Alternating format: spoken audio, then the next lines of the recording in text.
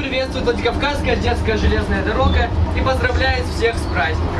Юные железнодорожники, новые пассажиры, развлечения и детские улыбки. Во Владикавказе открылся новый сезон работы Северокавказской детской железной дороги.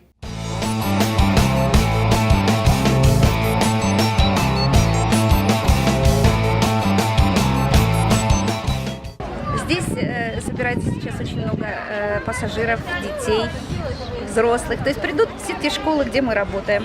Придут ребята, которые хотят, наверное, все-таки правильно сказать, хотят быть железнодорожниками.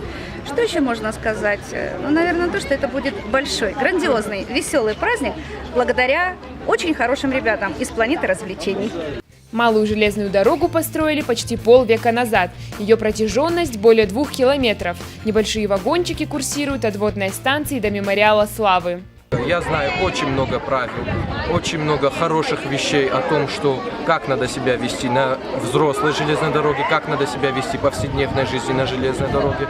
А также это большая радость работать со своими коллегами, друзьями, со старшими инструкторами и начальниками. Здесь все по-настоящему, только вместо профессиональных работников у руля школьники. Ребята могут попробовать себя в роли проводника или водителя тепловоза.